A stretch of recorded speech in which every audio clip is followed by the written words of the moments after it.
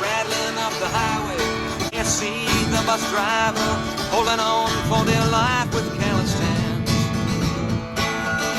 Scared as hell, but just as excited to see the commencing of our plans. I'm Reverend Ronnie Woods. I'm the pastor of Ward Chapel AME Church, and beautiful historic church.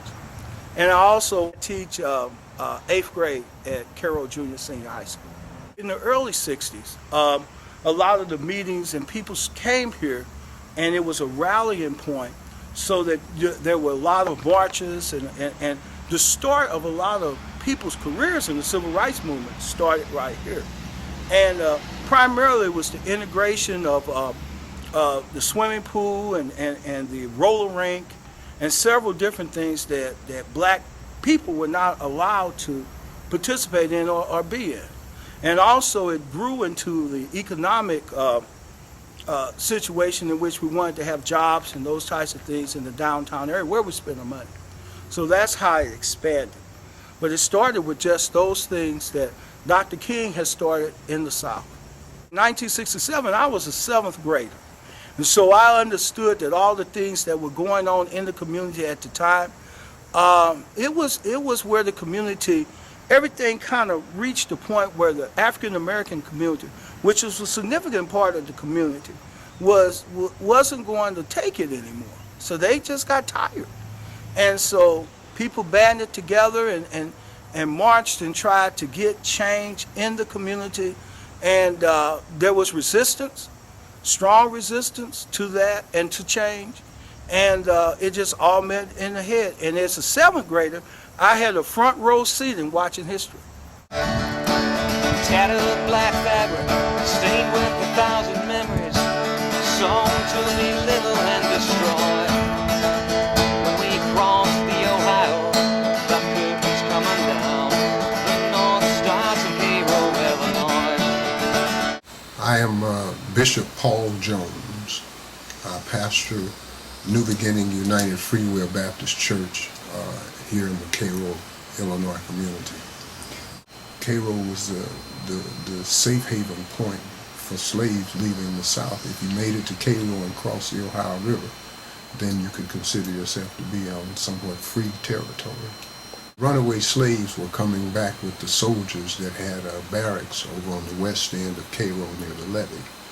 And they were coming back, and because they were considered chattel and not considered to be human beings, they were not allowed to learn how to read and write.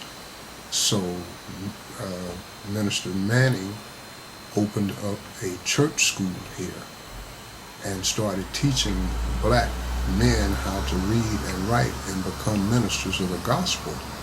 This pool here, as you can tell, is kind of large. And this is our baptismal pool at Ward Chapel, but we spent summers as kids. This was our swimming pool. And like I said, we lived down the street. So we would come in here and go through the back and come down here, and this is where we went swimming because we weren't allowed to swim in the pool in the center part of town. So there was summer times that we would come in here and spend hours in the little bitty pools with it. And that pool there was just as big as that one down the street. Now it's a long way to Chicago, closer to Memphis. Still can't eat in their cafes.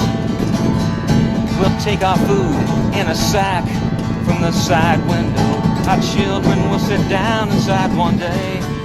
My name is Judson Childs. I'm the mayor of the city of Cairo. For me to see how things were years and years ago, and for me to come up and be the mayor who is black, when I was used to going to movies that you couldn't sit a certain place because of the color of your skin. You couldn't eat at certain places because of the color of your skin. And now here I am, the leader of this town. Things have changed. People have changed. We have a long way to go, but things are much better. And I think they're going to get better as time goes by. And with myself being elected as a county official,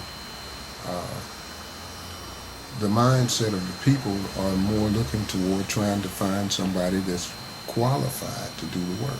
People think differently, and when they think differently, then they do differently. And when they do differently, then you slowly see progress coming forward, because when you start doing things differently, first of all, it makes people take notice.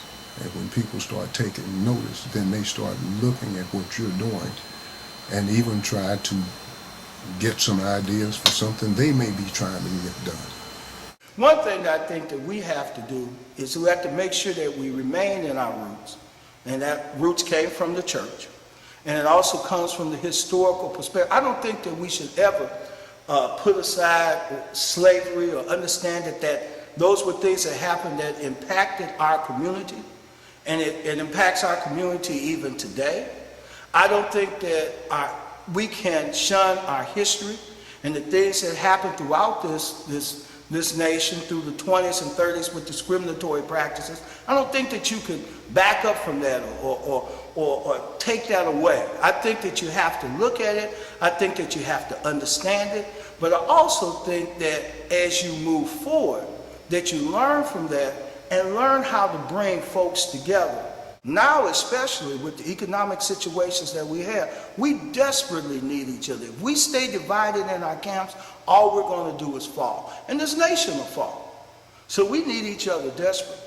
So the lessons that we learned here, after all the struggles, everything that went on, is that we need each other in order to grow. And we can't grow in this community without each other. And I think we've learned that. There'll be sunshine and hope beaming through the windshield. That first view of freedom will enjoy. We'll see where we're going for the very first time. The North starts in Cairo, Illinois. There ain't nothing promised in that promised land, but a notion of freedom we'll enjoy.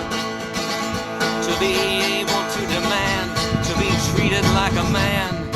North starts in Cairo, Illinois.